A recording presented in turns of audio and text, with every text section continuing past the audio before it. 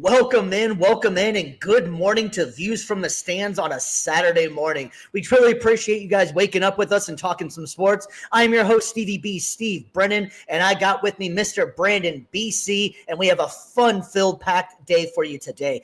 We got some reactions to the Sweet 16 and that of the men's tourney, and we're going to look ahead to that Elite 8, which is going to be an awesome day today and tomorrow. And, of course, we have a lot of news to get to today, a lot of coaching things going on, some wild NBA moves. So we got a lot of stuff to get to. But before we get to all that, I want to say good morning and welcome in to my buddy BC. And I want you to let the people know what you got going on, my man.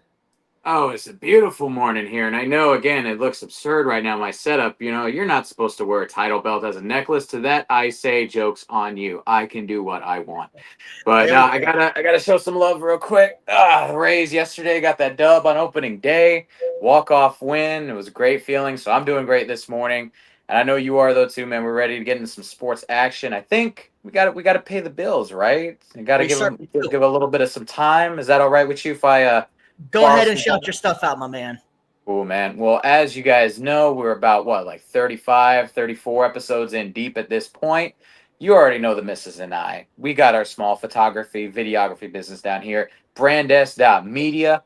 That's the link to the website you can check out. We got your wedding photography, videography, engagements, family formals, senior formals. Those are coming up soon. Graduation's right around the corner. So check out our website. Yes, sir. Check out our website at brandes.media. Check out the portfolio. See if we're what you want. And if so, reach out, fill that contact us info. We'll get you guys taken care of and create those memories that last a lifetime. And before, Steve, I get into anything else, I just want to give a shout out as well to you, my man. This amazing Views from the Stands tumbler right here. The customization on the back as well with the BC, showing your boys some love right here. Stevie B, man, you guys did an amazing job with this, and I just can't thank you enough. This is probably one of the coolest gifts I have gotten in recent memory. Yeah. So if you guys like that, and we got plenty more, there's it's actually not my company, but it's just that's one we're trying to promote a little bit more. Crafty Doodle. She does an amazing job. So she did some really cool work, and if you like what you see on there, let us know. We can get you hooked up. Absolutely great company and great person that takes care of it. So we're really liking that as well. So we want to do that one more time for the viewers out there so they can see it. You want anything cups wise? Let me know. Let us know, and we can get you hooked up. But that's not all we want to talk about, man. We got a few other people we got to give a shout out before we get started on this. We're going to give a shout out straight up to Varsity Sports Nation, man. It's your premier sports app. If you want high school sports, they got you. If you want live college sports, they got you too. You want sports content like you see on our show, they got you as well. The best part about Varsity Sports is that it's a convenient app that you can download on your iOS, your Android, Roku TV, Apple TV, Fire TV, as well as the socials. You can check out our show on demand, which is a very convenient thing for people. So please check out Varsity Sports Nation. It's a great company, great people. It's really cool. They're trying to up and come and help out with a smaller business. So it's pretty cool. Mm-hmm. We also have an affiliation that we were trying to promote a little bit more too with the Million Sports Company, man. Millions. It's a really cool concept. It's basically where you can get interviews and watch interviews. It's another sports content channel. They've been helping us out along the way. So you can check it out at millions.co. If you want to talk to an athlete or you want to see some stuff about athletes, this is your place to go, man. So you can request interviews, and we can also going to try and get incorporated with a little bit more athletes and get them hooked up with us as well. So thank you for showing your support to the companies that support us. And we also are, have to be a little bit cheap plug here. If you can give us a like and subscribe as well on our YouTube page and any of our socials. We're really trying to promote this a little bit more, keep it going. And the easiest way to find out whatever we have going on, just click the bell and you'll know anytime we're going live and anything we have going on. And we really appreciate all the love and support. It's a Saturday morning, so sit back, relax, drink your coffee, jump on the show. Let us know how you're feeling out this morning. On about you, Mr. BC. You ready to get this thing started? Let's do it, man. Let's get crack-a-lacking. All right. So we're going to go ahead and start off in the NFL, man, because we always love the NFL, and it never, ever not gets boring, man. All right, so we have a big signing coming out. Some Giants fans might not like it. Some people do. The New York Giants are getting a little dangerous by signing the Super Bowl winning champion QB Russell Wilson to a 1-year, $10.5 million deal with $7.5 million in incentives base, making it $10 million and with $7.5 million in incentives that could go. All right, Mr. BC, Mr. Unlimited is now in the Big Apple. What's your thoughts on the deals for the Giants, and what do you think this does for their draft at 3?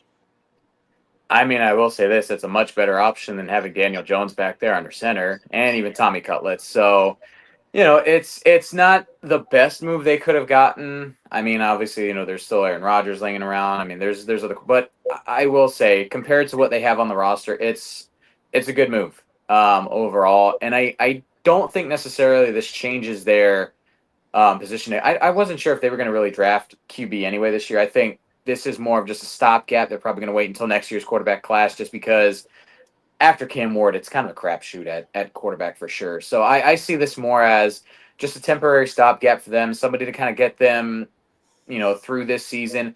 Maybe if it pans out well, then you've succeeded. Like you've got a guy for the next 2, 3, 4 years. But if not, then it's just a 1-year experiment. He sucks. You can just draft your next quarterback next year.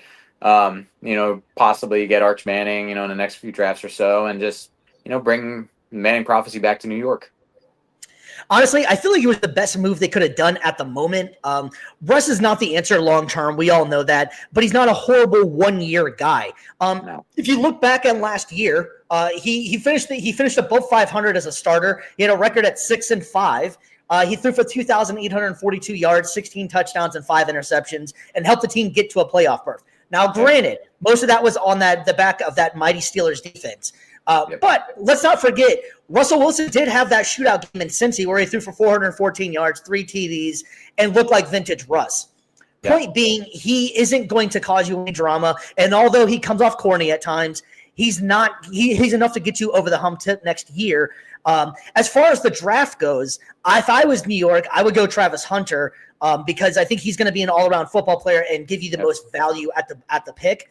And then you can also wait for the following year because it's supposed to be a much richer QB class with the likes of Arch Manning, Nico coming out of Tennessee, and Drew Aller, because the Giants are most likely going to be picking at the top again. So it's not as if they think this is going to be the savior. I do think that this will be a fine option for them for the season, and they might make a few noise. Now, the NFC East is very stacked right now. They got a lot of good teams in there, so they're probably going to finish, middle of the pack somewhere in there. But I don't think it's the worst thing. And Russell Wilson, say what you will about the guy, he's not going to give you any problems.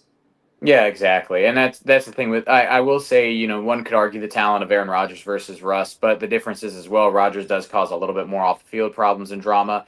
And like you said, in that limited sample, and 11 games, Russ gave you those stats. So you stretch that over the course of the season. It's not too out there to see that Russ could get you 3,500 to even 4,000 yards, 20 to 25, maybe even 30 touchdowns, and about 10 or less interceptions. Like, still efficient, not Pro Bowl Russ that we've all seen in the past, but still a solid quarterback. And, with the defense and the rest of the offense kind of still figuring it out, this isn't like, oh my gosh, we're going to screw up our chances next year. This team, like you said, will still be back early in the draft next year. And again, like you said, best player available. Like when you're in this position that the Giants are in, where you don't really have a Super Bowl window right now, you can kind of play that best player available spot and just pick the guy that's gonna give you the most bang for your buck at 3. And last time I checked, a two-way starter on both sides of the ball potentially is probably the best bang for your buck that you can get in this entire draft at any position. Yeah, no, I agree. So if then just so we were talking about before, like the 2 part of the question of what you do in the draft. So are you going, because Shedur's probably gonna be there and they do need a quarterback. So would you take Shedur possibly and have him sit behind Russ, or are you just waiting on next year? I wait on next year. Again, the fact that Shedeur didn't really throw out the combine kind of scares me a little bit. And I haven't seen enough tape of him to be like, oh my gosh, this guy is top 3 pick in the NFL for sure. I think Travis Hunter kind of leans more that way. And to me, it was always that way at Colorado anyway. Travis always seemed more of that star that could give you, he is the NFL ready product for sure. So give me Travis at that position, and next year, like you said, if Arch Manning's at the top of the draft and you're got that number 1 pick, go for it. Yeah, no, I agree. I think the Giants should take Travis Hunter in that spot as well. If Cleveland doesn't, Cleveland sounds like they're up in the air of maybe moving out, and a lot of this depends on who moves around too. I think that's going to make things very interesting when it comes to the draft. But if I was New York, I would just take, I think, what could be a amazing player. And if they could have him play the two-way positions out there, and he could also help out the wide receiver core because they need that, and they can also help out in the back end, work him in a little bit more. So if I was them, I would put Russ just like they're doing. Let the chips may be as it is. I don't think Daboll's a bad coach. We'll see how it goes with Russ. You can't really judge it off of that, and we'll see if they want to move on for a new head coach and then a new regimen possibly next season. But that was not the yeah. Go ahead. Yeah, I was just gonna say that's the main thing. Just don't overthink this position. Honestly, don't try to do too much homework or X and O. Just literally best player available. Yeah, we gotta check in already, and it's coming from Stephen Brennan. Man, it kind of sounds like the same name. That's kind of weird. I was like, bro, that's kind of weird. Thanks, my dad's checking in. Thank you very much for checking in the show, and he wants to know the same thing that I'm thinking and everybody else is thinking. Is the Gators going to go all the way? And to you, my friend, I say hold your horses and read the damn scroll because we'll get to that point in a minute. Having said that. Having said that, I'm very confident in my Gators, and we will be talking about that in a little bit. Steve Sr. to Steve Jr. Love it. Yeah, so coming up next, man, we got some more news coming out of the NFL. A lot of NFL news, man. The NFL never wants to be forgotten about. No, never forgotten. No, yeah, you can never. Yeah, exactly, 100%. So the New England Patriots are signing Stephon Diggs to a new deal. The deal is a 3-year, $69 million deal. Nice. Diggs came off a torn ACL in Week 8 last year with the Texans. He last season, before that point, he had 47 catches for 496 yards, which surprisingly was actually 7th best in the NFL and 3 TDs. I was kind of surprised about that. I think a lot of people forget how actual dominant Stephon Diggs was in the beginning before he got hurt. But 7th best in the league, still at his age, is still pretty damn good, I think. DC, what's your thoughts on the pick? I mean, I will say it's. Oh no! He did something. He's just a New England, damn it. He is there. He is a New England Patriot. It's hard to guess this one because yes, he's one of the most talented receivers in the league, top 10 easy. Before the injury, top 5 for sure. But obviously now with the injury, torn ACL, I mean, it's not quite the debilitating injury it once was, but this also could be an injury that slows him down. It's more of a 50-50 gamble with ACL tears at this point. Some of them have Adrian Peterson like renaissances and comebacks or Chris Godwin where they come back and they're just on a tear. Other times they lose a step and they're not nearly the same. $69 million over 3 years, correct? That's the deal. 3 years, $69 million, right? Nice. Yep. But it is a lot of money to invest in a wide receiver that is coming off an injury like that. So I'm a little nervous or on the fence with that. Obviously, New England has cap space to spend like that. They're trying to rebuild that roster. They're trying to kind of build up a team. I just, for that team, I don't know how smart of a move that was. Especially, again, Diggs is he's a bit of an older wide receiver. I get it. They flamed out with Godwin. He came back to the Bucs for less money. But you're kind of a rebuilding team, and for you to commit that much money to a veteran wide receiver that is coming off a major surgery like that, I don't see how smart necessarily it is. Maybe they're trying to build up a culture. Maybe it's a short-term pain, long-term gain kind of thing they're figuring out. Maybe get in some more free agents there. But on top of that, if you're Diggs, for money-wise, oh, yeah, get your bread, get your bag. Coming off an injury, that's a smart move. But for career-wise, if you're talking about wanting to maybe match that level of production, because he's pretty much their biggest target out there now in New England.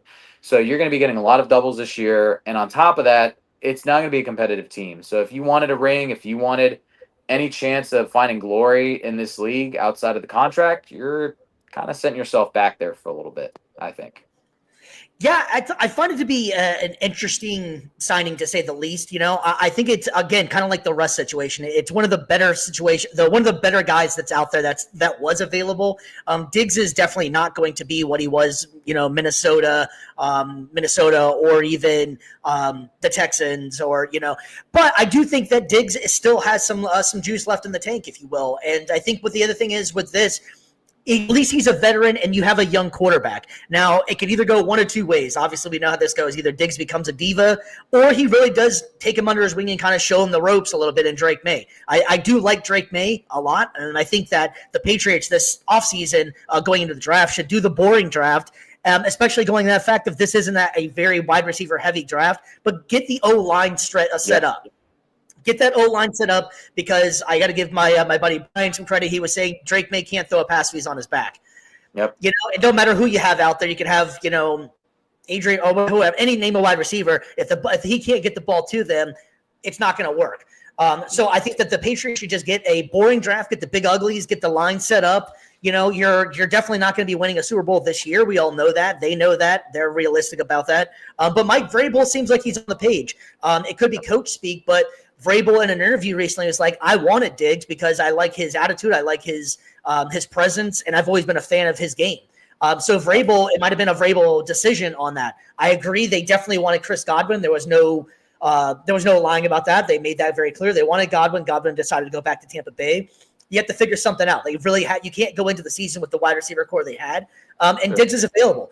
He's on track to come back week 1, so that's going to be a plus for New England. And then let's say he does come back and he is playing well. You know, at least you do have a bona fide one, especially in your room. He's going to take over as the one.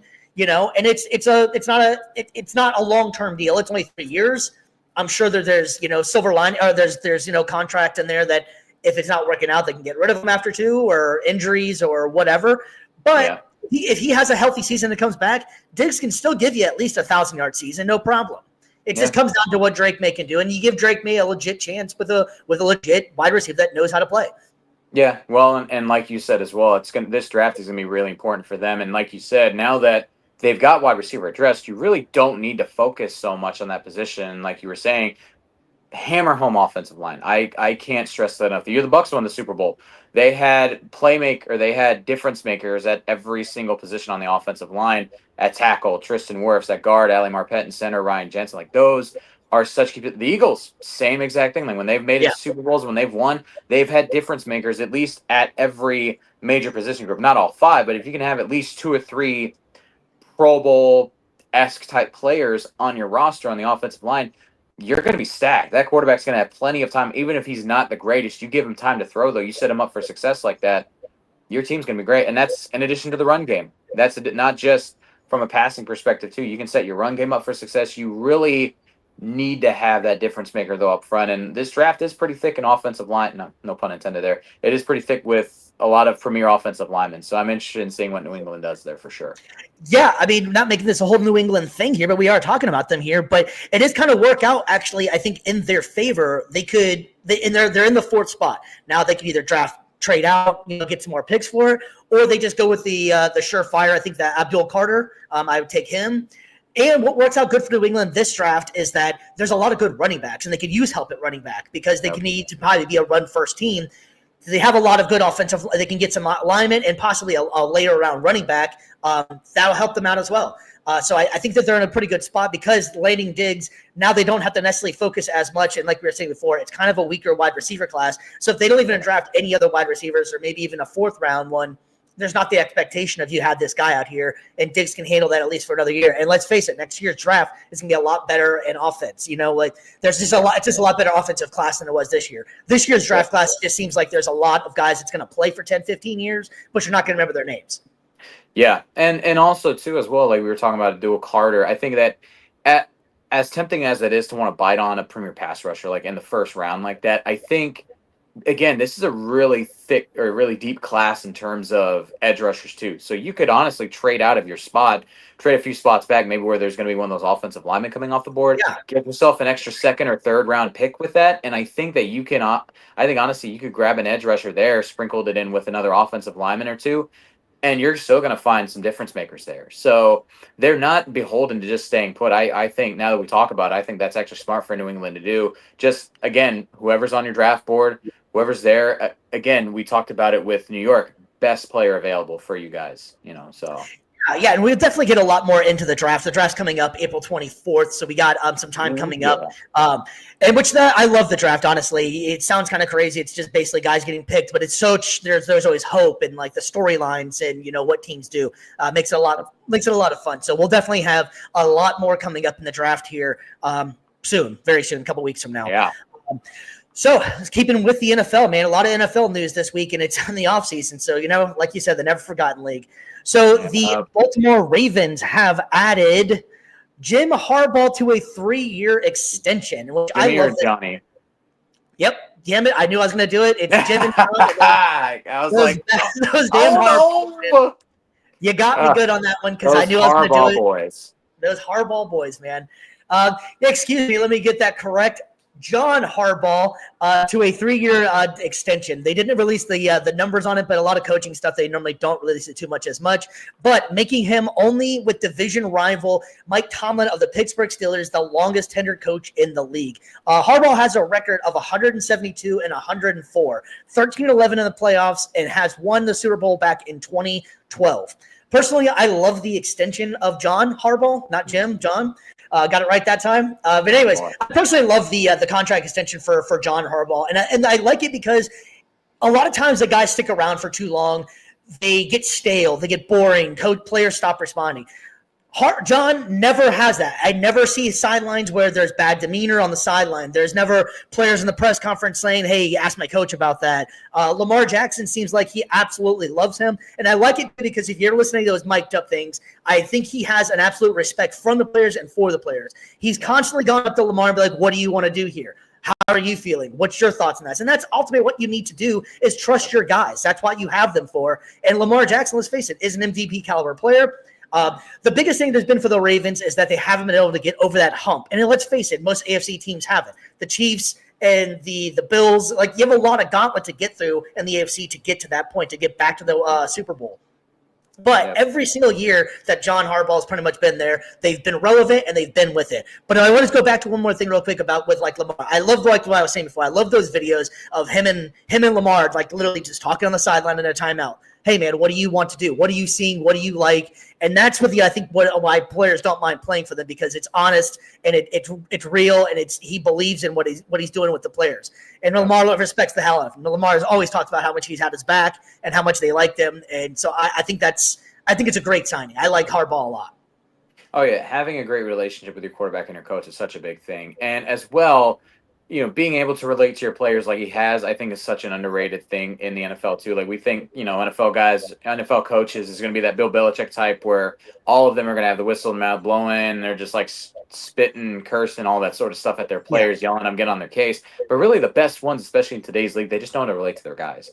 It's not a matter of, just because I'm older than you, I am somehow leagues above you and stuff like, no, like they respect like, hey, I need you to be at your best. You need me to be at my best. We each bring something to the table and they make it work. And I think as a coach, if you have that ability to relate to your players and to not have an ego where it's all about yourself, those are the guys that succeed best in the league, even if they don't win every year.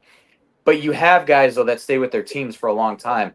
Again, John, obviously with the extension, Mike Tomlin, longest tenured, Andy Reid, same situation. Even when he was in Philadelphia, he was there for a decade plus, and now he's approaching a decade if he hasn't already been over there with KC. Those guys have the respect of their players. They know how to relate to them. And Andy Reid's old as dirt. So that's the other thing. Yeah. Like he's super old, but he gets his guys, and they really work well with him. And having that relationship and having that with your quarterback, I think, is good. And again, like you said, it's very hard to win a Super Bowl in football. There's a reason why in the history of the league there's been no three-peat champions. People think that anybody can go out there and win a Super Bowl. It's like, no, there has to be so much that goes into the season. You have to remain healthy. You have to sign the right players. Make sure that this person's not, tapering off at the right time. It is very difficult to make all that work. So just to be as competitive as the Ravens have been for this decade plus has been amazing. And I think Harbaugh brings the right culture and the right fit for Baltimore for sure. And I'm glad that he gets to stay there for another, another 3, 4, 5 years, another 3 years. So it's a great fit and I love it. I'm happy for him. Yeah, shout out to NFL.com. I thought this stat was really cool. John Harbaugh is 62 years old, but he's only among 5 coaches in NFL history to lead his team to the postseason at least 12 times in his first 17 seasons. Pete Carroll, Bud Grant, Mike Holmgren, Mike McCarthy are the only guys to ever do that. Yeah. I thought that was really cool and speaks volumes to John Harbaugh, man. Yeah, and again, for anybody out there that's like, well, they haven't won a Super Bowl since 2012, it's like, okay, but they still have been to the playoffs almost, if not every single season since then. So honestly, It's just a matter of a few pieces away. And again, for the teams that want to be, for the fans that get impatient, I get it. It sucks not winning the big one, but at the same time, do you want to stay irrelevant for 30 years, or would you rather be competitive and just be a few pieces away? And it just takes the right, it just takes the right firestorm for sure. Yeah, exactly. And honestly, can you name in the last 2 decades at that a time where the Ravens have really sucked?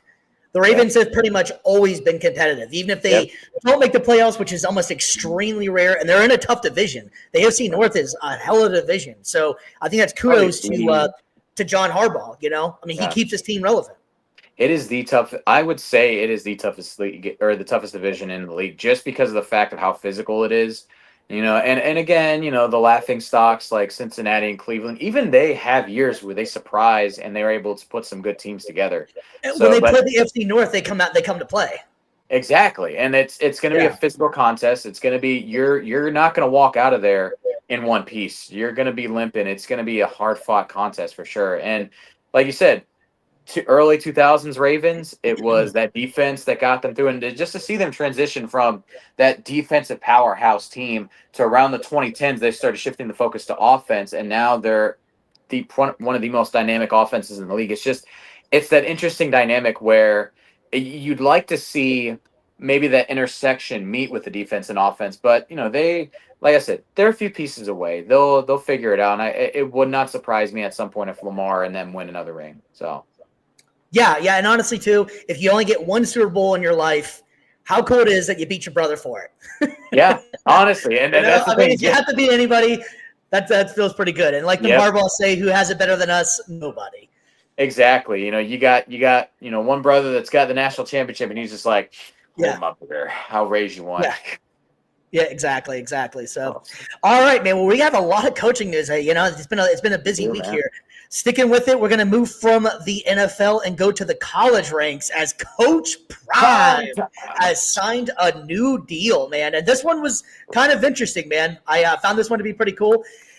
All right, so Coach Prime has signed a 5-year, $54 million extension, putting him in elite college football category as one of the highest paid coaches around Kirby Smart, Ryan Day, and Dabo Swinney, to just name a few out of Clemson. All right, Mr. BC, when you heard it was going to be a 5-year deal, what was your first thoughts?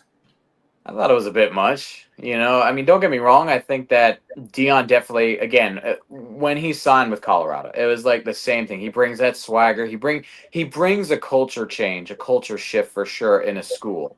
And I think that that's something that's very underrated in sports today.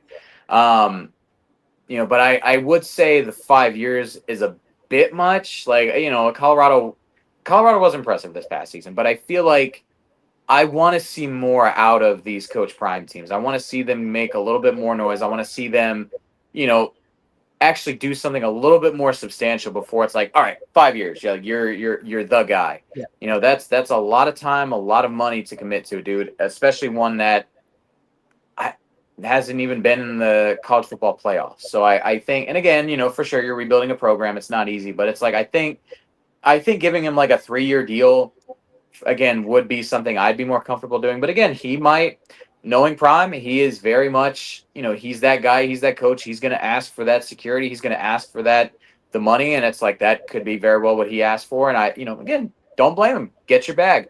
But for me, I would have been a little bit more comfortable giving him another 3 years and be like, okay, let's, you've done a good job getting notoriety for the school, getting a culture shift. Now let's make this culture into a winning culture. Before I'd be like, yeah, you're a guy for the next 5-10 years. Easy. Yeah. So my first initial reaction whenever I saw that he was a 5-year, $65 or $55 million, whatever it was, contract was, I want to know what the buyout is. Because I don't believe that he's sticking around for all 5 of these years at all, not to say it at all. I think he needed to do something to keep him in Colorado so that it doesn't look like I just followed my son because it's where he went from Jackson State all the way over to Colorado, brought his kids with him, and brought Travis Hunter, and they were great. Having said that, I don't buy that he's actually sticking around for those 5 years, whether it's another team, because let's face it, Colorado is not going to be winning, and borderline probably not even cracking the college football playoffs Not even going to be probably even winning the Big 12. So I don't believe that he's sticking around for these 5 years at all. I want to know what it's going to take to get him out. And also, I also want to know what it's going to take for him to get to Dallas, because I think that's ultimately where it's going to be. I think he had to all of a sudden stick around for 1 year, maybe 2, so that it doesn't look like he's just following the sun around. And then let's face it, the Cowboys just hired Schottenheimer, who everybody was kind of scratching their head like, are you serious right now? So it gives Jerry Jones a little bit of time, saying that we weren't just going after Deion, that we also had a backup plan, and then let's face it, it's going to be Deion Sanders. If this does stick around, I do think that this does work pretty well for college, because Deion's brash, Deion's loud, and Deion is I'm not going to say he's not a good coach by any stretch, and it's not about his son. He has made some really good moves, and he's brought a lot of attention to Colorado, which is exactly what a head coach is supposed to do. He's, like I was saying before, he's brash and loud, but he also does bring some X and O's to the game. Colorado was in most of those games. Now, their defense was kind of bad last year, and that's why they were in a lot of shootouts, and it kind of padded Shedeurs' stats a little bit because he had to throw so much to be able to get back in. But he kind of fits the college mold because it's all about the NIL right now, and then bringing players in. And Prime goes out above and beyond to get that NIL kid that, hey, I'm flashy, I understand you. He's older, but he all of a sudden seems very young. And when it comes to these kids, he knows how to stay relevant. He knows how to still look cool, even though he's not young. He hasn't played for many years. I want to say he's in his mid-50s, early 60s, somewhere in there. But he just has a cool factor to him still, and kids relate to that stuff. He always seems trendy. Their social media people has been smart in making him seem bigger than life and making them seem like he is still, 21 years old and just stepped off the field. Well, and again, we were talking about with John Harbaugh how he relates to his players at that age. It's even more important in the collegiate ranks to be able to relate to your players because they're so young, they're so impressionable still. Yep. And again, to have a coach that is as loud and he does relate to this generation, I think, really well for his age, and he's also very personable as well. Like, he takes the time to get to know you. He takes the time to sit down and talk with you, and on top of that, it's not just sitting down and just doing like, oh yeah, we're reading over, we're thinking great. No, like when he goes out to get a player, he wants that player. He goes and gives full effort. And as a young person, to have somebody with that notoriety, that fame, that stature, to be like, wow, he sees something in me and he wants me to be a part of what he's building. That's very underrated to be able to bring in. So again, I'm not knocking him. I'm not knocking him as his ability to bring in players and to build a culture and everything. Like, he probably the best in college football at doing that. The main thing now is what I want to see with his evolution and everything as a coach is, all right, now how do we translate that ability to relate to players to winning games, formulating a strategy, and being able to execute on the field? Because talent and culture can only take you so far. If you can't execute and if you can't go out there and deliver on Saturday, then it's all talk. It's all for nothing. It doesn't matter. So, but I agree.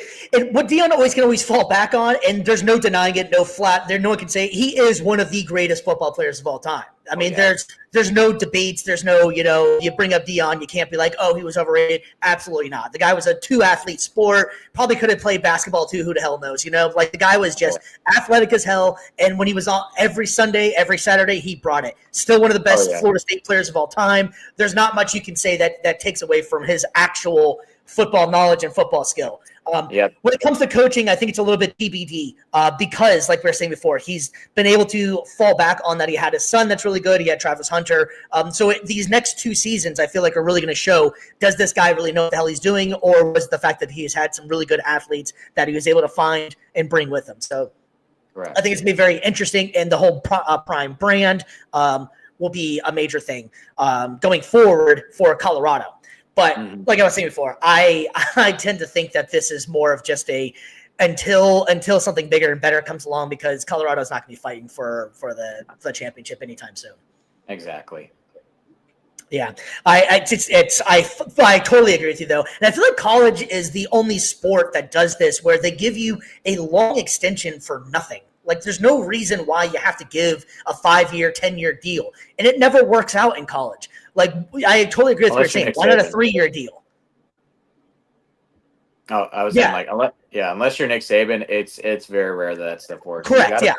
You got to be able to prove yourself as a difference maker. And again, we're not trying to bash on Coach Prime. I love what he's done for the culture, but now it's time to see what he does on the field. Yeah, and I think these, like I was saying, these next 2 seasons are the seasons where are you actually a good coach, or did you just have some star athletes that made you look really good? Yeah, time to find out. Prime time, baby. Prime time. Here we go. All right, so we got another coaching news actually here, and I really got to say before, I didn't realize how much coaching stuff was going on. This one was really shocking, actually. We're moving from the college ranks and going to basketball. The Memphis Grizzlies fired their head coach Taylor Jenkins. Leroy Yeah, this one was really wild to me, man. They're 3 weeks away. They're 3 weeks away from the playoffs. Right now, the Memphis Grizzlies are sitting in the 4th spot and are a tiebreaker away from. I'm sorry, they're sitting in the 5th. They're a tiebreaker away from the 4th, and only a game and a half behind the 3rd spot. And it's 3 weeks before the playoffs, and you guys fire your head coach. BC, what was your thoughts on this one, man? This was a shocker. I mean, for me, to fire your coach mid-season as their hold on right now. I'm trying to pull up the stats with regards to Memphis with their in-game stats, but for me, it's just it is shocking because you're in the middle of a playoff race. You are again like ever since they got Ja back, like they've been doing well. Like I don't really understand it all too much. The only thing that I can think of as far as a rationale for making this move is if it's like with the Warriors with Mark Jackson to Steve Kerr back in 2014, 2015. But again, I don't, you're firing him. You got an interim head coach. So that's a difference as well. In the offseason, they made that move. So it's kind of shocking. It's like, do you expect this interim coach you're bringing in to kind of lead the team better or whatever? You're going to wait until next year to bring in a head coach? Like it just seemed like if you didn't think Jenkins was your guy, why didn't you just let the season play out, let it let the team go to the playoffs where they may, and then in the offseason make your move? But maybe there's something going on behind the scenes we're not seeing. Maybe there's relationships with front office, or maybe there's certain actions or something that were behind the scenes that we're not seeing, that they're not being released yet. To me, that seems like what is probably going on right now. There's probably something that maybe not basketball related that we're not seeing going on behind the scene that caused this firing. It's the only thing that makes sense. Yeah, well, the things that I've been kind of seeing as well is that the Grizzlies, I feel like it's a knee-jerk reaction. They're on a 2-5 slump at the moment. They haven't been winning as much. Ja Morant, after coming back from the suspension and all that good stuff, he's only played in 43 games this season.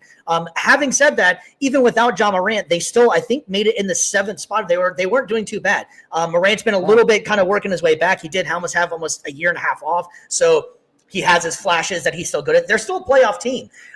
Having said that as well, is that the other problem I think that they were having was that they weren't winning against good teams.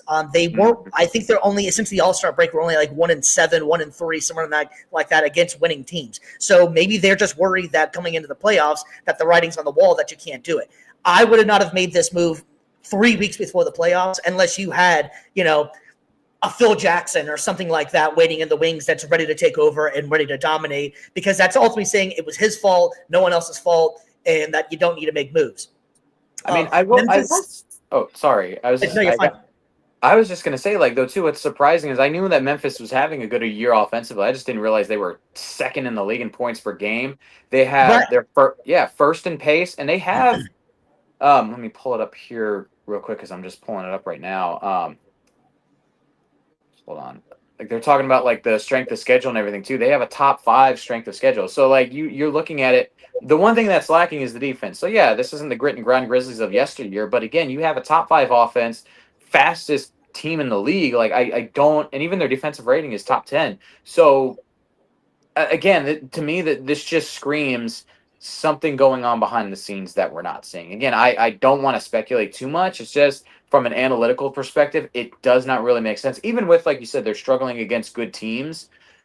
For me, if I'm a front office, it's like you're going to shake up your playoff chances like that right in the most crucial point of the season.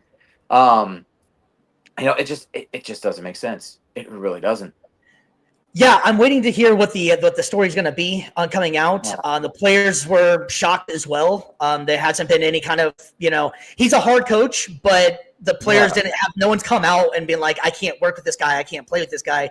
The only thing I've been able to read is that the GM and him didn't necessarily see eye to eye. And there you I go. think that he's also the most winning coach in Grizzlies history. He's been nothing but winning, like you're saying too. Number 2 in scoring, and it's a scoring league now. Nobody plays defense anymore, really. So that surprised the hell out of me, given the circumstances of what he's had to deal with your young star going through whatever he was going through. In the last couple seasons, it was rough.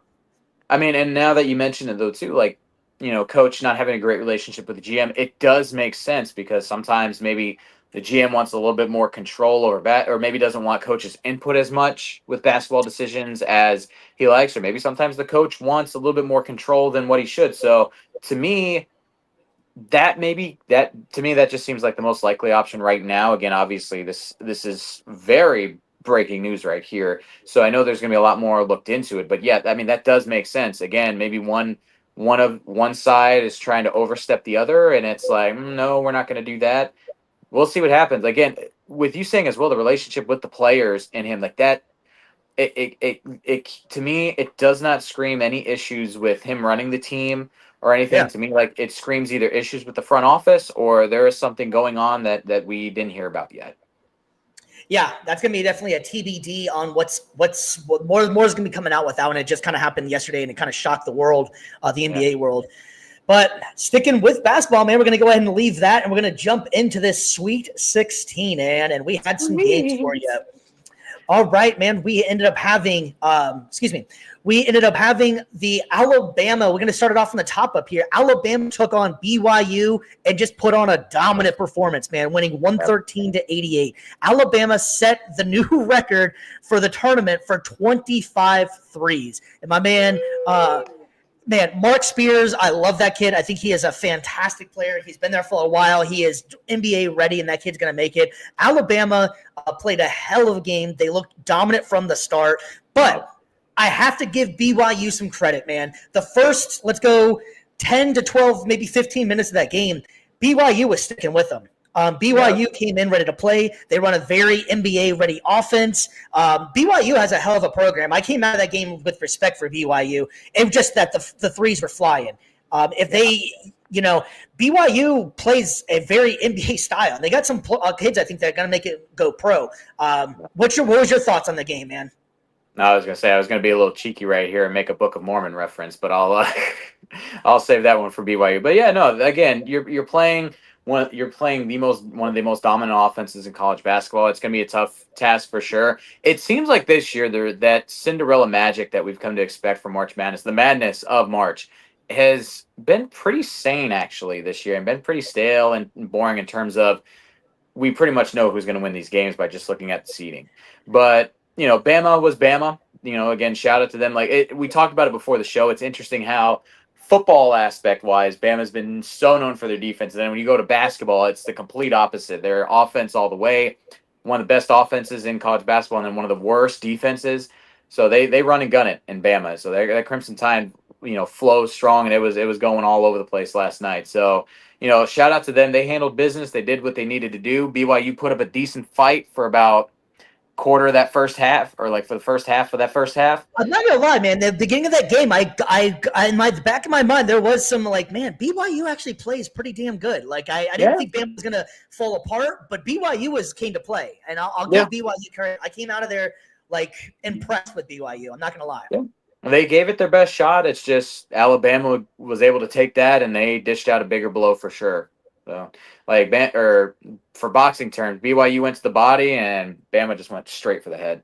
KO shot. Yeah, 100%. And it's something that I've been watching the tournament a lot more. And I'm not going to lie, we all know it. I'm a big Gators fan, so I watch a lot more Florida Gators than anything else.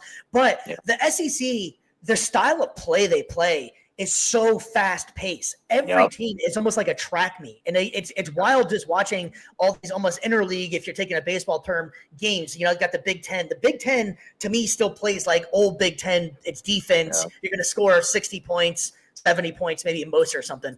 You got, Alabama, that run and gun. Florida, same thing. They're so fast paced that it's wild watching these other teams. And I think we were talking about it a little bit before. We'll get into it a little bit more when we get into the Elite Eight. SEC has been absolutely the best conference in the league this entire year, and I think it's been showing in this tournament, which is how they're playing. Their style of play, the only other teams that can match them are other SEC teams.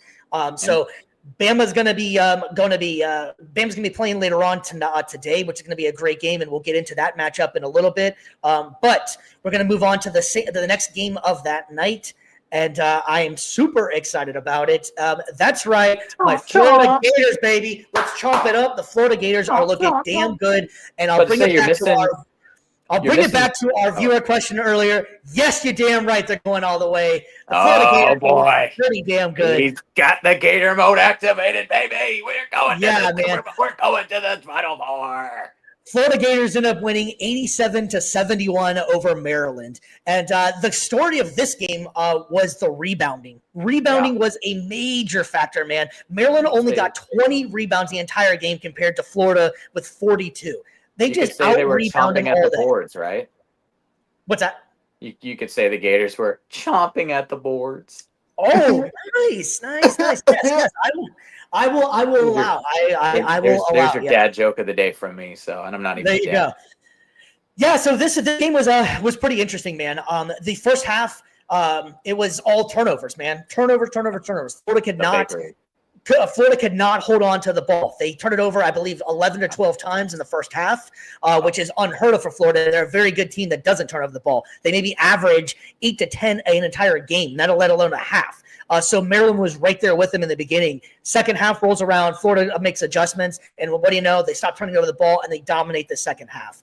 Yep. The other major problem for Maryland in this game was bench scoring. I don't think that Maryland had a single bench player score a point, if I remember correctly. And if they did, it was something minute. Florida's bench, I want to say, had 28 to 40 of their points coming off the bench. I did get very scared. Condit went down with an ankle injury. It was the same ankle injury that's given him problems before. He did come back because he's a tough rugby kid from Australia. He's one of my favorite Gators on that team. But I'll tell you what, man, as a Florida Gators fan and watching these two games here, the UConn game had me very nervous as well because that one they could not hit free throws. They could not hit free throws to save them lives. They shouldn't have been that close. They were a better team. Now, you did have the two-time defending champion going in there, so UConn has a championship pedigree, a championship swagger, but they definitely looked a little sloppy playing against them. This game was all about the turnovers. Florida has to not do that going forward because the competition's only going to get better. Texas Tech is a legitimately good team. Spoiler alert, we're going to get to that one too. Texas Tech did win, so that'll be their next problem. But Texas Tech comes with some size. Texas Tech is a very gritty team, and turnovers are not going to be an option for Florida playing against Texas Tech. So they have to figure that out. You can't go into these games missing free throws and making turnovers. The bright side, I think, for Florida though is that Florida came out of that victory with their star player Walter Clayton only getting 12 points. Walter wasn't the major factor that he was in the other games, and he didn't have to take over the game. You had guys like Will Richard, Condit had some good plays in there. So I think that Florida next game, maybe they got all the kinks out the system. It's different styles of playing. You have to figure out each game is something different. They're used to playing the SEC, so having said that, I feel very confident in Florida going forward, but they did make me nervous these last two games in the beginning of the games because they didn't come out like they should have. Yeah, and I mean, that is something you got to tighten up with, especially closer you get to the Elite Eight, Final Four, National Championship. Like, those plays will come back to haunt you in the second half. But I think as well, just to put a little bit of a silver lining on it, to be able to have a bad game and still pull it out at the end, to be able to dominate on the glass like you did, to be able to still tighten up on those turnovers like you were able to do, it's still, those are positive signs that you can take going into the next round and being able to be like, hey, yeah, if we have a rough night shooting, our guys will be able to clean it up on the offensive glass, and we'll be able to get a lot of putbacks. We can be able to, if we can play great defense on Texas Tech and we can cause a lot of misses, we're confident in our ability to get the ball back, even with the size difference, and we can still be able to control the pace of the game, the flow of the game, because that will make a difference as well. If you're able to out-rebound Texas Tech, and you can start getting into your more run-and-gun, fast-paced style, as the game gets going, they're going to tire out, and you're going to be able to still keep humming at the same pace. So that's got to be the strategy for Florida, like you said. Just clean up the turnovers, and even if you're having a bad shooting night, you'll still be able to dominate on boards, and you can eventually wear down Texas Tech towards the end and still win and go to the next round. Yeah, I'm definitely feeling very good about that one. We'll get into the Elite Eight here in a minute. We'll be at the other ones to go over. But yeah, shout out to my Gators, man. They look pretty good out there, and so I'm excited for them, man. We got those other blue guys out there, man. The Duke Blue Devils, man. This game was never really that. This game was never really that in question, man. Cooper Flag is just that dude. He put on a hell of a show against Arizona. Cooper Flag is just that guy, man. I think Duke is playing at an elite level. They deserve to be where they are and to be one of the top teams in the country. They look fantastic. What's your thoughts on Duke, man? They are the heavy favorite. They're some of the heavy favorites in this tournament for a reason. Like you said, Cooper Flag is that guy. Obviously from somebody that's seen that guy on a Duke team dominate the way he has with Paolo Banchero, I think that, this team is looking dangerous. They are elite on both ends of the court. And, they're not just going to be able to outshoot you like a lot of the SEC teams do, but they can also lock you down on the defensive end. So Duke, to me, again, I know you got your Gators, you got to represent. I respect it. But for me, if I'm picking like a favorite so far in this tournament, it's Duke. And they are their two-way dominance is the main reason for that, for sure. No, Duke has looked flat out awesome. There hasn't been none of the games have been in question. Well, the Baylor game was a little bit in question. Baylor played very hard, but Duke has just been able to find a way to win, and they've looked great. I do want to jump on one more thing. I did have a point I also want to make as well. It was about the Florida Maryland one. I did forget about whatever. I want to give a shout out, man, to that kid Derek Queen. Man, that kid is ridiculous.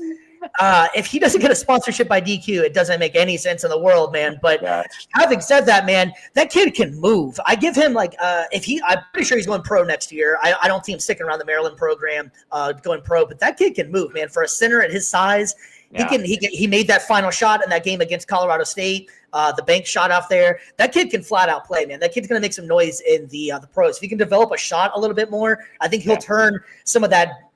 I'm trying to think of the right word without coming off like a jerk or something like that. But some of the fat that he has, a little bit of the size, if he can turn that into muscle, like almost like a Zion, where Zion came in very muscular, but also had some chub to him. If they could turn that into some muscle, that kid's going to be a force to reckon with, man. I want to give him a special shout out. That kid is flat out a damn good basketball player. And I think he's going to be a perfect fit for the new NBA where the big man can move.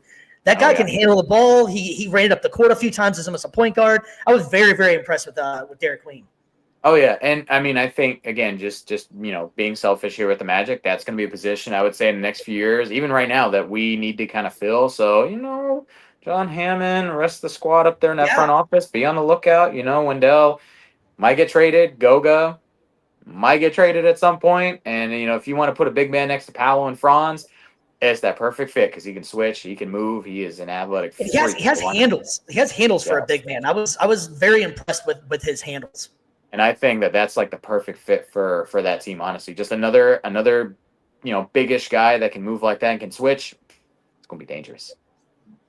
Yeah. So, anyways, I just want to give him a special shout out, man. I was extremely impressed. He single-handedly took that game over for them. So, that was shout out to him, man. And I just thought it was kind of ironic. He's a bigger kid, and his it's got initials are DQ. Come on, man. It's written all over the walls, man. Yeah. NIL, where the hell you at? All right. So, having said that, man, there were some other games going on too, and we had. This one was an impressive one. This one was last night, man. We had Houston. Houston went through, had to make that, and they ended up beating Purdue 62-60. Man, what a game this one was, man. Houston is a very damn good team, man. They're so dominant. Another just size, man. They just a dominant ass team, man. What's your thoughts on Houston? No, I mean you pretty much said it right there. Like again, another we talk about size a lot being a difference maker, but it really does. But not just that, but being able to make the most out of your bat or make the most out of your offense possessions with size. And again, these games have been very close for a lot of these number one seeds. I know we've said it's boring in terms of we know who's going to win based on the seeding, but that doesn't mean to say that it's going to be easy based on the game. But we're seeing a lot of these teams showing that ability to have the higher seed and still kind of fight off that rust or fight off that the nerves or whatever it is, the pressure, or even just the overconfidence. And we're the number one seed, or we're the top seed, and in this matchup we're going to win. That's really been the detriment to a lot of teams in the past. I think we're seeing probably one of the best in terms of the top seeds holding out and finishing strong. We've kind of seen the best top seeds in the tournament I think that we've ever had. Just because these guys don't let the moment get to them. They don't get overconfident. Even when they're behind or even when it's a close game, they still find a way to come together. And it's like, and having that confidence to be like, yes, we're the top seed. We're going to get the job done, and we're going to execute. We're not going to take these guys, we're not going to take these guys as a joke. We're going to take them seriously, and we're going to still go out there and dominate or win, execute. And that's, Houston, they didn't win national championship, but it is what you would call like a championship pedigree, where you don't let the moment get too big. You don't let the lights get too bright. You don't let your opponent get too confident, and you don't get overconfident. It's that perfect balance. And we've seen so many teams demonstrate that, and Houston has been one of them in this tournament. Yeah, absolutely, man. The top teams have just looked like they deserve to be where they are. It hasn't been, this tournament hasn't had very many upsets per se. You had the 12-5, you had the McNeese, and then after that point, Arkansas has made a hell of a run, in which we're getting to right now, actually, with the Arkansas game. Arkansas and Texas Tech. Speaking of a nail biter, man, holy crap, man, what a game this one was, man. Texas Tech had to come back to win this game, man. It was the third largest comeback in history. They came down from 16 points to beat them. Arkansas was the last remaining lower seed, and let's face it, man, the top seeds have just been straight up dominant, man. What a performance that these kids put on. It's been I personally, a lot of people seem like they haven't been as excited for this tournament. I think it's been one of the better tournaments because I think there's just been good quality basketball that's been played. Yeah. You're not running into it. It is fun when you have the FIUs or the George Masons of the world making that run. You're supporting the little guy. But let's face it, man, it's only cool for so long till you actually want to see the Blue Bloods actually start playing the way they're supposed to be playing. Yeah, and again, we're not seeing these guys that, when you have the lower seeds winning against the top seeds, like, oh, well, they should have never been that spot to begin with. No, now we're seeing guys that are proving, yes, we belong here. This is why we belong here. Don't ever doubt us again. Yeah. No, I agree. And, so shout out to Texas Tech for having the poise. The players were saying that the coach was basically like, hey, it's never in doubt. It's never in doubt. We're going to come back. We're going to come back. And the players shouted out the coach for just absolutely believing them the entire time. And he had to come back against a veteran coach as well, So Calipari was out there, and he's pretty damn good in the tournament. So to be able to come back against him is even more impressive. We'll go ahead and jump to one of the other games that was last night. And this one was one, I don't know if you got a chance to watch this game, but I watched this entire game, and this was one hell of a game, man. Let me tell you what, Michigan State and Ole Miss, I'm not going to say blew it by any stretch, just Michigan State has that absolute pedigree of just sticking with it. It was such a competitive game, and if you don't know the name, you need to know it now. Sean, what's God? I say you're forgetting the name right now, man. Come on, bro. Yeah, I know, right? Seriously. I know, seriously. I messed that one up completely, man. I was all excited about the game because it was such a damn great game, and I ended up messing up poor guy's name. Anyway, Sean Padula. Man, This kid has the heart of a freaking lion. The guy is a little bit smaller, wears the headband. He absolutely put Ole Miss on his back. He was a Virginia Tech transfer. He's been to Ole Miss for a couple of years. That kid is ridiculously good, man. He has such swag and such just confidence in himself.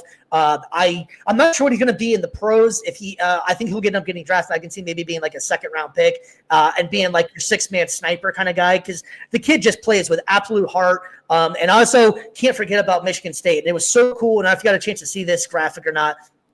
I wish I was able to find it, but I couldn't find anything for it.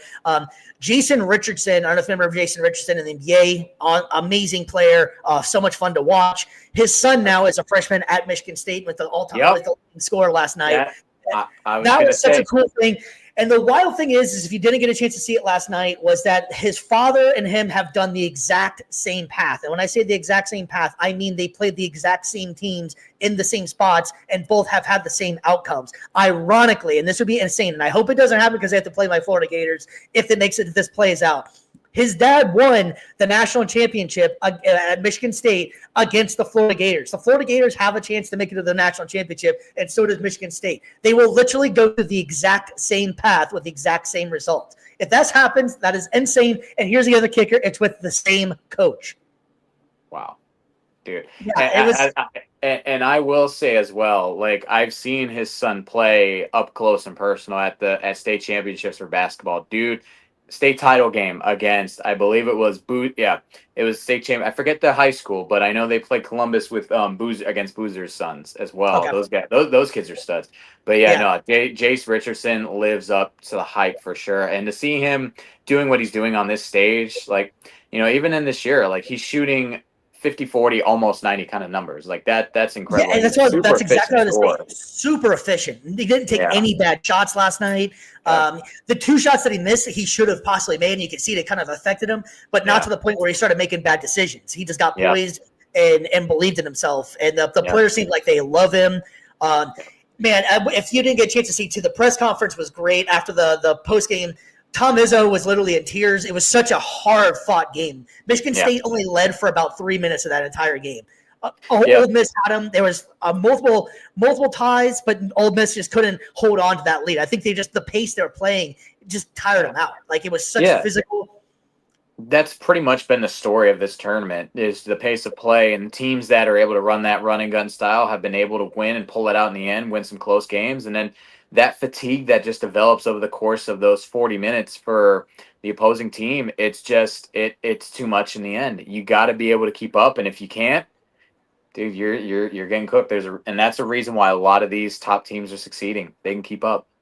Yeah, and I think that's what happened with Ole Miss on the opposite spectrum of it, is that they tired themselves out in this game. They were just up and down so much, and Michigan State just played for what was actually going on. Michigan State played good defense. They rebounded the ball. They took the good shots. So as much as it's been helping the SEC with their running gun style, I think this one actually kind of hurt Ole Miss. And the thing is, that's really difficult. And if you some of these games you see, there's stretches where when the team is able to slow these SEC teams down, they almost look confused. Like they're not used to playing at a slower pace. And a lot of times they're so used to having to score 113, 120, 90 points a game compared to these other teams that play a little bit slower pace. They almost don't know what to do. They almost don't look like, wait a second, you're not going to run with us? Like, why aren't you going? So that's been an interesting story as well. Well, and when you have a championship pedigree coach like Tom Izzo, like that's something that is going to help you out big time. That great coaching, and we see this great coaching can really offset a great, another great system, or we'll just say championship, like that kind of experience can really help offset the newest fad in the league, or can really offset star players. So, shout out to Michigan State. And again, you have a great player in Jace Richardson. I don't know if he's going to be going back or not, if he'll be coming back next year, but I will say, like, if he's a one and done, or if he's going to be like he's legit though, for sure. Like seeing him at the high school ranks and seeing him now do what he's doing in college, the lights are never bright for him. Yeah, no, I totally agree, and I was highly impressed. That was my actually first time seeing him play. I didn't watch too much Michigan State basketball. I can't lie. I'm not going to be like. It's so funny whenever you get some of these people that are like, when you start talking about college basketball, I'm like, oh, I've been watching. No, you haven't, man. There's so many damn college basketball games. You don't know all these teams till the tournament. Let's just face it, man. But, unless you're working every single game, it is super tough to keep up with. Even for me, like I worked a few USF games on camera, and it was just like, there's some games, they look really great, and then you see over the course of the season, the men's team's middle of the pack, the women are dominating. Okay, bad. Yeah. So we also had the number 1 overall seed of the ranking it to the Elite 8 as well, and that is the Auburn Tigers taking on the Michigan Wolverines. And Auburn, this game wasn't very much in question. Michigan plays an interesting style with the 2 7-foot big men out there. It's like the Twin Towers. Auburn just has SEC, man. It's all about the SEC this year, and we can't say that enough. But how dominant they've been. This game wasn't very much in question. Michigan kept it interesting, but Auburn just came out on top, man. They have one of the players of the SEC Player of the Year, and Broome. They just look like a damn good team, and I think this was pretty much expected. And the last game that happened, we'll make this pretty quick, man. The Kentucky-Tennessee, it wasn't in question at all. Tennessee just put on an absolute dominant performance. They led the entire game. Kentucky, it was the third time they played. Ironically, Kentucky beat them twice this year, surprisingly. But the third time, it was an absolute domination by Tennessee. Tennessee's defense is fantastic. Their guard Ziegler set the record for 261, at least over 261 assists in a season. It's just they got great guard play. Tennessee is a damn good threat. which leads us to the Elite Eight. And today's games, which are going to be a lot of fun. Like we said before, we got Texas Tech and Florida at 6, and then you got Alabama Duke at starting. That one is at 8:49. Yep. And I'm very excited for today's games. I feel like today's games are going to be a lot more exciting than tomorrow's games. And that's not just me being Florida Gators bias. I'm going to let you take the lead on this one because we got Florida coming up first. So you go ahead and take this one start. Florida, Texas Tech, correct? That's our first one? Correct, yes. 6:09. Gotcha. Our 6:09 game, dude. I got Florida winning this one. It is going to be an exciting matchup for sure. Size versus the run and gun, but I think that Florida, I think that this is the game where they finally start locking it in terms of taking care of those turnovers. I think the shots are going to be falling really well for them, and I think again, I'm not going to say that it's going to be a blowout or anything like that. But I think this is the one where Florida. I think the spread right now is -6.5 for Florida. So. All right, that's going to be it. So I would say I'll give Florida by about 5 or 6 for sure, and I think that they're going to do just enough to move on to the next round. Yeah, I've been saying this for a long time. There's no denying I'm a big Gators fan. I picked this back in January, maybe even December, whenever it was after they beat Tennessee, when Tennessee was the number 1 team in the country. I was saying that I think Florida is going to be in a Final Four team at least this year. I think I just love the way the Florida Gators play. They play as a team. Their rebounding is great. Their bench. Here's the thing that I think that a lot of people don't realize about Florida is that they're so deep on their team. They can go. That's how they're able to score so many points. So one of the top scoring teams in the country, and it's because their bench is so damn good. You got players coming off the bench. You got Mitchell. You got players all over the place, man. Their bigs have been stepping up big. They've just been playing flat out great team basketball. Clayton, I'm looking for Clayton to have a bounce back game after last game. It wasn't his most impressive game, but he still is an all around player. I love the way he plays. He has poise. He's not afraid of the big moment. Will Richard is one of my other favorite players, and I'm hoping that Condon is okay because that's my guy as well. So I'm absolutely taking my Florida Gators to win this one here. Dang, I thought with all the glazing there, you were going to pick Texas Tech for the upset. Surprisingly, no, I am not. I'm picking Florida Gators to win this game and make it to the Final Four to make my prophecy from a few months ago correct. All right, come true. The next game, which it's going to be one hell of a game, man. Alabama and Duke. I think this game's going to be a lot of fun to watch. Prime time, 8:49, I believe, is tip, depending on what happens to the game before that point. But yeah, dude, I think this is going to be an outstanding game. Very fast paced. You got Cooper Flagg, and you got the running gun Alabama. I love Mark Spears on Alabama.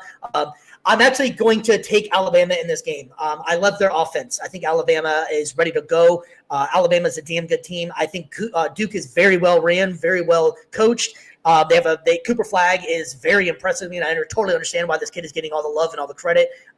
His size, his energetic abilities, what he's able to do. I just like the offense of Alabama a lot better. And truthfully, SEC has just been so dominant. That's what I think it's going to be. See, everything you said about Duke is why I'm actually going to be taking them in this matchup. They've got, I think, better coaching. I think they've got the better well-rounded team. Like they're more dominant on defense. Alabama's one of the worst.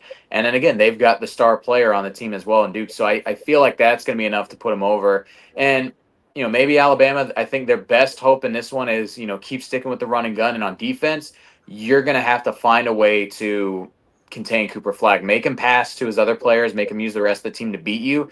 But again, I just think Duke has enough on both ends to be able to keep Alabama just out of reach from winning this one. So I got Duke winning this one. It would not surprise me one bit if Duke does. I like Alabama's offense, but Duke is playing very, very well. It's not like a disrespect to Duke at all. I think they are an absolutely great team. I like Alabama's offense and the way they're playing coming in, especially after that last game. Man, they just looked pretty damn good, man. If they can hit threes like they did last game, I don't know anybody that's going to stop that, man. That was pretty impressive. So our next game is going to be taking place on Sunday at 2:20. We got Tennessee taking on Houston, and then the following game, Michigan State, Auburn. So let's start with the one up top, Houston, Tennessee, man. Who you got in this one? I've got Tennessee in this one. SEC, again, it's surprise, but I think this one, It's a pretty favorable matchup for them. That's why I give them the nod in this one over Alabama against Duke. It's just, again, Duke is my favorite. I think they're, spoiler alert right there. But yeah, Tennessee I think has the more favorable matchup against Houston. And I think that the way they dominated their previous matchup, or they dominated their last matchup in the Elite Eight, or not Elite Eight, Sweet 16. I think that they're just looking really good right now, and I think that they're going to punch their ticket to the Final Four against Houston. So yeah, I'm actually going to go Houston in this one, man. I'm really impressed with Houston. So I'm not completely SEC biased, as it might seem, but SEC is very impressive to me, obviously. That's but the Florida. It's the Florida-Tennessee rivalry. I get it. Yeah, that too. It's hard to put it in. But no, I like Houston, man. I think Houston's been one of the top teams all year. They've been in the top 5, I think, the entire freaking season. And they're just a dominant big team, man. I like Houston a lot this game, and I think Houston will take it. The guard play of Tennessee, though, is outstanding, though, man. I like the way they play, and Tennessee does play some good defense as well. But I'm going to take Houston in this one. Next game, we got Auburn, Michigan State. Dude, it's this one. To me, I think this is going to be the closest matchup in the tournament, or not the tournament, in the Elite Eight. And I've got Michigan State just barely edging out. Again, I'm very confident in Jace Richardson's ability to continue to live up to the hype on the big stage. And on top of that, Tom Izzo. I think that those two together are a great dynamic duo to have. And I think that Michigan, I think this one is going to be decided. If there was a last-second bucket to decide the game, I think this is going to be the one to watch out for. So I got Michigan State winning a tight win against Auburn, and getting Spartans ticket to the Final Four. All right, man. I got done saying I'm not SEC biased, but then I'm going back to the SEC, man. I think Auburn's going to take this. Ain't bad. I do like Michigan State, and like you're saying too, Tom Izzo out there. You can always, you know what you're getting. You're getting a damn good coach. It's not going to be too afraid of the big moment. I do love Jace Richardson as well. After watching that, I like that kid Atkins from Michigan State too. He's a very spot up shooter. And I like also that Michigan State too. I liked how they had there was a story they were talking about that how Jace actually became into the starting lineup was that their original point guard was like, fine, I'll come off the bench. He's playing great. Let's just win. So that's just speaks volumes to how Izzo runs his program. Having said that, Auburn has been pretty much the number one team in the country almost all year. They've been dominant for so long. I'm going to go Auburn in this game. Offensively, I think they're a little bit better than Michigan is right now, just for the offensive side. But Michigan might clamp down on them a little bit, but I just believe in what Auburn's doing. So just as a recap here, so our Final Four is going to be, for me, it's going to be Florida, Houston. Florida, Houston. Hold on one second. What was the other one? I'm already forgetting. Jesus. Bama, dude. Let's take two. Yeah. Forget that. Sorry, we're live and trying to figure this out. So sorry. It's I'm going to take Florida, Bama, Auburn, and Houston for my Final Four. I am surprised you did not take Tennessee for the all SEC Final Four. That'd have been hilarious. But maybe SEC bias, 3 out of 4. It's not complete bias. But for me, I have got Florida, Duke, and then on the other side, I have got Michigan State. And I have got, oh man, now here I am forgetting my picks. Dang, man, goodness gracious, take 2 for me. There's been too many college teams to talk about, man. I know. I've got Florida and Duke, and then I've got Tennessee and Michigan State for mine, for my Final Four picks. As crazy as it is, we could potentially have Alabama versus Auburn in the championship. How funny would that be? The Iron Bowl comes to the hardwood. That would be crazy, right there. Like college football. Bring a little bit to college basketball. I think for me that would be probably the funnest matchup to see, just because how rare is it that you see an actual rivalry in the championship game? That would be amazing. But so just so we can make this very clear now of our picks on here, let's try this one more time so that we can be all 3. Take 3. All right. So my Final Four picks are going to be Florida, Alabama, Houston. And damn it! I didn't. Who the hell else is playing? Auburn. Man. You want me? Yeah, I was gonna say. I am going to take in my Final Four pick. Wow, this is difficult. Take 4. In my Final Four pick, I am taking Auburn, Houston, Florida. Yeah, thank you very much. I know I messed this up one more time, and then. Jeez. Now I'm taking Alabama, man. There we go. I give up in life here, man. There we go. Florida, Alabama, Houston, and Auburn. There we go. For mine, I've got Florida, Duke, Michigan State, and Tennessee. Are you positive? Because I don't think we can do that one more time. No, I am completely positive. That is my thing. I am rolling with it. All If right. you saw us mess it up, tell us in the comments section and tell us how many takes you could do that in. And just comment with your actual answers. Don't just say, oh, I would do it in one take. No. Honest answers. Let's do it. Going through that Sweet 16 and some of these teams advancing out here, man. That's a tongue twister for you. Oh, no. All right. Well, I think that's going to go ahead and wrap it up for us. And everybody enjoy the Elite Eight. That is going to be some great games tonight. 6 o'clock tonight. You better watch them Florida Gators, man. It's going to be a lot of fun to watch. Enjoy yourselves. Be safe out there. BC, you got anything for the people before we take off? I'll just say this: if you got, if you have any loved ones or anything like that, family like mom, dad, sister, brother, call them today. Take 5-10 minutes out of your day. Call them up. Tell them you love them. It's a little sentimental here, but it's like, just take some time today. Talk with them.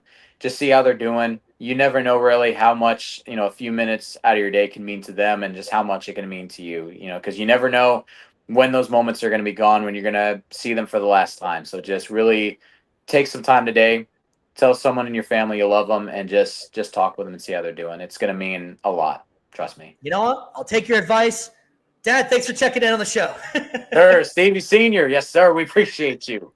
All right. From Views from the Stands, I am Stevie B. We got Mr. BC. We will see you guys back next week, and we will definitely have some Elite Eight and Final Four predictions and all that good stuff, man. Some reactions. We also got some UFL starting. We're going to try to jump into some of that. Get you guys excited for that. Of course, we got more draft talk coming up. Enjoy yourselves. Be safe out there. We love you guys, and thank you guys very much. Give us a like and subscribe if you can. We will see you soon.